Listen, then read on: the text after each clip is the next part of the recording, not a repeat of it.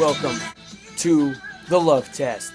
Something that's really funny about a lot of pastors and teachers that you may see on TV or here at church, the number one thing that's going to be blatantly obvious for them is that whenever they preach, whenever they share, which is what I'm doing today, I'm sharing what God has given me.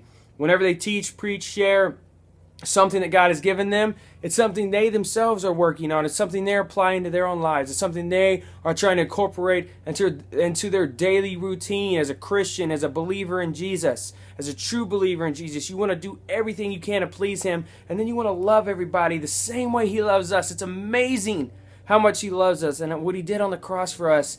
It cannot be topped by anything. It never will again be topped. We get the chance to go to heaven, to live with Him forever. It's not even close. It's amazing. So everybody knows about 1 Corinthians chapter 13. It's what we call the love chapter. And we're going to go ahead and read that chapter, a little bit out of that chapter. And hopefully you've heard a lot of people talk about these things. And I'm going to tell you, I am a sinner just like everyone else. I make mistakes. People who know me well or see me all the time know that I make mistakes. I say things I should not say. I do things I should not do. And there's something in my soul, though, that gets convicted. I look back on a day and I think, did I say something I should not have said there? Was that improper? Was that something that Jesus would not want me to say? So it says, if I speak with the tongues of men and of angels, but do not have love, I am only a resounding gong or a clanging cymbal. If I have the gift of prophecy and can fathom all mysteries, you know everything, you have all knowledge. If I have faith that can move mountains, but I do not have love, I am nothing. If I give all I possess to the poor and surrender my body to the flames, but do not have love, I have nothing. Love is patient. Love is kind. It does not envy. It does not boast. It is not proud. It is not rude. It is not self-seeking. It means it's not looking out for number one. It's not easily angered. It keeps no record of wrongs. Love does not delight in evil, but rejoices with the truth. It always protects, always trusts, always hopes, always perseveres. Love never fails. And you think, wow, how many times have you failed with your kids, with your spouse, with your friends, with your family, with your mom, with your dad? And you're like, man, I keep messing up all the time. How can I not get past this? I'm stuck in this spot and I don't know what I'm supposed to do. I feel like I love my family so much, but then I'm around them, I don't treat them right, I say the wrong thing. You do the wrong thing, and you realize that in and of yourself, you can do nothing. You realize that you do not have it in you to love the way you need to do. And you realize that you have this innate hole inside yourself to be able to give to other people no matter how hard you have tried to love a girl, to love a man, to love your kids, family, everything. You're still missing something inside of you. You realize this is what love is. The Bible says perfect love casts out fear. Now here's my test that I want to do for you guys today. Now, I just read to you verses 4 through 8. And where it says, love is patient, ends with love, never fails. But you want to see how really just blatantly obvious it is. I'm going to paint a little picture for you of your shortcomings, of my shortcomings, because I'm going to use myself as the example. So I'm going to do this. I'm going to take my name, Josiah, and I'm going to put it in for the word love in those verses. Can you do that for yourself? Your name is Eric, Tom, Jill, Rebecca, Ashley, Philip, Aaron, whatever your name is. Take your name and put it in the place of love. And before we even do this, we constantly hear these awful horror stories of kids killing kids, of school shootings, of abortion, of horrid, raunchy sins, horrible things. And we sit there and we scratch our heads and, oh, how could this happen? And we don't have love. We're not even, and the thing is, we're not even, we talk about all we need is love, the Beatles sang. And you have goofy pop songs today that talk about love, and it's not even anything. Most of it's going to be for a girl or a guy. But I'm talking about love for people that does not expect anything back, that loves unconditionally. So you put yourself in that place and you say, Josiah is patient. Josiah is kind. Josiah does not envy. Josiah does not boast. He is not proud. He is not rude. Is not I can't even keep reading that. Josiah is not easily angered. I keep no record of wrongs. Josiah does not delight in evil, but rejoices with the truth. Josiah always protects. Josiah always trusts. Josiah always hopes. Josiah always perseveres. Josiah never fails. Every single person, you put your name in there, you're like, I'm not kind. I am not patient. You say sometimes you are. Sometimes you feel that patience, or you'll feel that little understanding. Sometimes you're not rude. But how many times are we rude? Keeps no record of wrongs. We remember everything people do to us. Sometimes it's not completely stupid to forget everything, as in be careful of certain things, but keeping no record of wrongs, like your spouse, they may say something that hurts your feelings, or maybe they do something and stupid, and it was a complete accident. Forgive, forget, don't hold it against them. Don't keep that record. Your kids are going to disobey time and time again. Quit keeping a record of those wrongs. Don't hold it against them. Treat each new mistake as a new mistake. Love's not doing that to you. The Bible says in the book of 1 John that God is love, and everyone that loves is born of God and knows God. He that does not love does not know God, for God is love. So whose name can we put in there in the place of love that's going to actually work, that's going to fit like a glove, fit like that perfect piece of the puzzle, that 1,000-piecer you've been doing with Grandma, and it finally fits? Something that really sticks. Whose name can you put in the place of that verse? Jesus.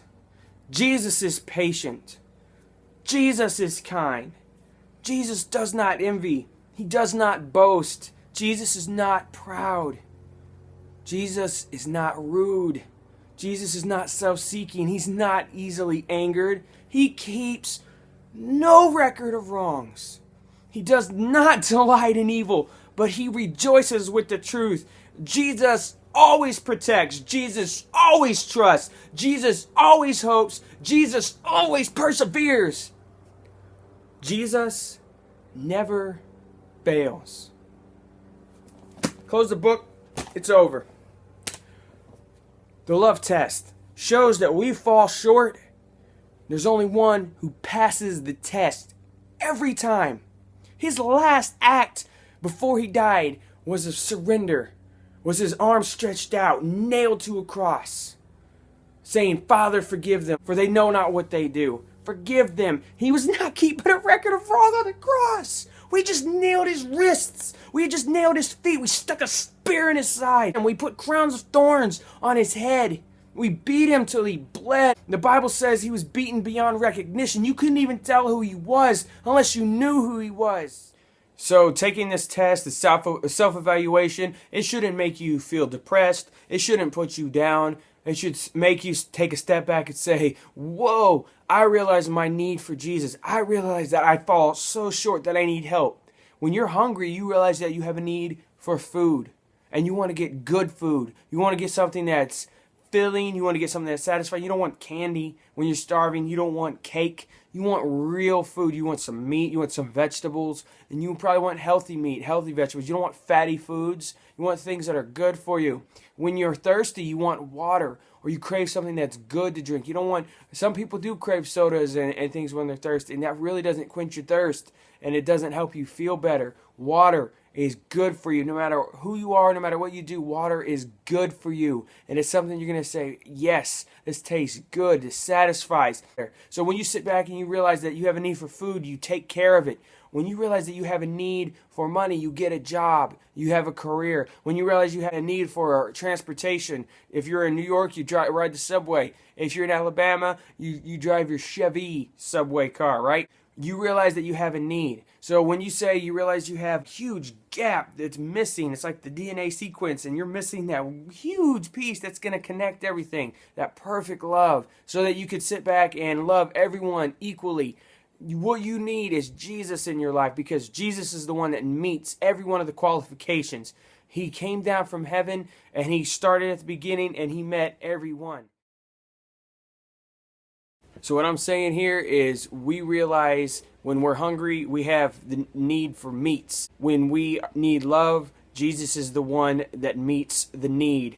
Take it from everything that I've said, and Jesus passes the test. Jesus passed with flying colors, and most of those colors were red that dripped from his wounds, and he saves us, and he raised us up to be with him, and he's going to give us a home in heaven, and he's going to say, You know what? You do fall short. But what I did on the cross qualifies you to be my son, qualifies you to be my daughter. You can reign in heaven with me forever. And he gives you that option. It's a free choice, and it's a free choice for you to believe in. So when we realize we need food, we eat. When we realize we need love, we meet with Jesus on our knees every day. Something I'm working on, and I want you to work on with me too. Oh, how long must I put up with you? Jesus' actions answered his own question. Until the rooster sings, and the sweat stings, and the mallet rings, and a hillside of demons smirk at a dying God. How long? Long enough for every sin to soak my sinless soul, that heaven will turn in horror. Until my swollen lips pronounce the final transaction, it is finished. How long? Until it kills me.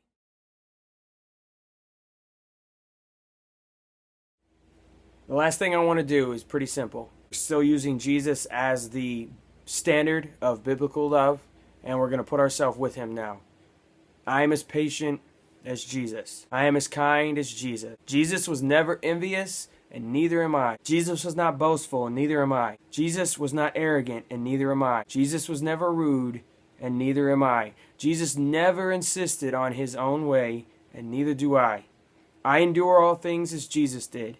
Jesus did not get easily irritated, and neither do I. Jesus is not resentful, and neither am I.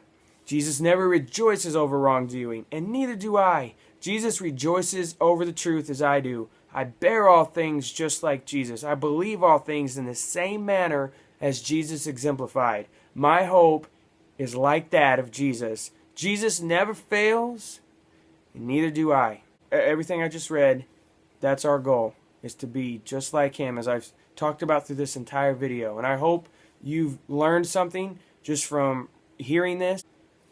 And some of it is a little humorous because we realize how we don't stack up. But I think we all want to. We all want to be what I just read, to be as kind as Jesus, to be as patient as Jesus. Because you know how much you mess up and how you can come to him in an instant, feel him fill you with his spirit, with his love, with his presence, because he will never, ever turn you away. And he will always make you feel just like the very first time, and even better of when you first felt his love. Then you feel that all the embarrassment and the bitterness and know that he still loves you, and all of the embarrassment washes away. All the guilt goes away, and you know that he cares for you no matter what you've done. And he also sees that you want to be like him. That you're watching this video now because you want to be like Jesus, not because you don't want to be. Like, how can I stack up? How can I? We're never going to attain that on this earth while we have these fallen bodies. Thank you, Adam. Just kidding. But in all seriousness, once we get to heaven, we will never sin, just like Jesus. We will be as patient as Jesus. We will be as kind as Jesus in heaven. And I cannot wait for that day, and I want you all to be there with me. Please subscribe to this page. I'm going to be posting more of these videos. And please, again, like, subscribe, comment, share my videos, share it on your Facebook, share it on your Twitter, and get the word out there. Let other people do this love test and see where they stack up with Jesus. And get with Jesus, because that's the only way you're ever going to measure up, because he makes you as awesome as he is. God bless you, and stay tuned for more videos. Jesus loves more than enough.